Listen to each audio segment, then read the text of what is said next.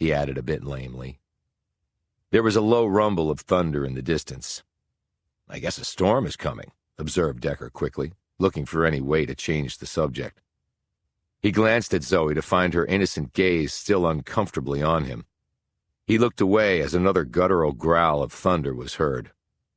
Summer was over, but the thunderstorms often accompanying the segue into fall appeared to be bearing down on them. "Definitely getting closer," said Decker, more to himself than to Zoe. He looked at the rear yard of the house that backed up to Zoe's. It seemed an exact copy. Same footprint, same wooden deck off the back, same patch of yard, same type of maples smack in the middle of the wilting grass. But there was one difference. The lights in the other house were flickering now. On, then off. On, then off. Decker looked to the sky. Despite the rumbles of thunder, there wasn't any lightning yet, at least that he could see. Also, the temperature had dropped some, and there was a low fog building that, along with the gathering clouds, obscured the sky even more. A few moments later, he saw the reflection of red lights zip by overhead. He couldn't see the plane, but it was no doubt trying to make it in or out before the storm hit full force, he thought. He glanced back at the house and watched the lights going on and off, almost like Morse code. It might be the humidity, he thought. Damp wiring could cause flickering. He heard a noise somewhere. Then he heard it again, and another time. The same sound over and over. It was two distinct sounds, actually. One a solid thud, and the other like something scraping against something. Then a car started up. It had to be on the street that fronted the house he was looking at, he concluded. They'd be driving right into the gathering storm. A few minutes passed, and then came the initial lightning spear. It seemed to disappear right into the earth directly in front of him. It was followed by a much louder boom of thunder. The sky was growing increasingly black and ominous. The winds were pushing the system swiftly across the area. "We better go inside," said Zoe nervously. "Mommy says that more people get hit by lightning than you think."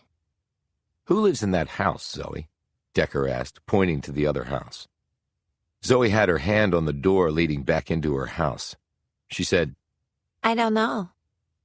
Decker's gaze focused and then held on a sudden spark of light. It was inside the other house, behind one of the windows. He didn't know if it was a light from inside simply reflecting off the glass, or whether the cause might be something more complicated and potentially dangerous. He set his beer down and hustled off the deck. "Where are you going?" Zoe cried after him. Her voice held a note of panic. He called over his shoulder, "Go inside, Zoe. I just want to check on something." Another crack of lightning was followed by such a deafening explosion of thunder that Zoe bolted inside, while Decker ran the other way. Despite his bulk, Decker had been an elite athlete for many years. He grabbed the top of the fence separating the two properties, neatly swung over the barrier, and dropped inside the other yard.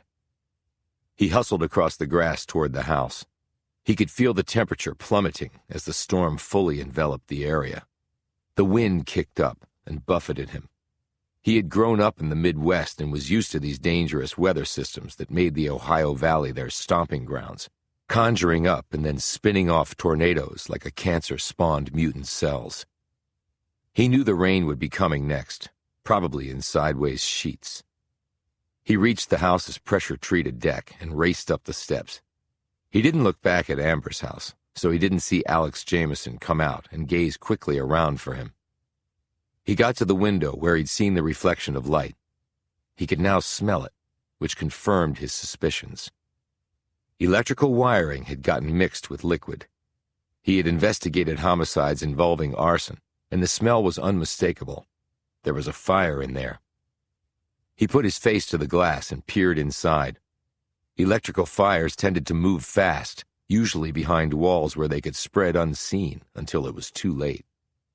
A moment later, he saw something that confirmed his worst fear, a flicker of flames and the rise of smoke. Then he looked to the right as a spear of lightning lit up the whole area. Decker froze at what he was seeing in the illumination provided by the lightning strike.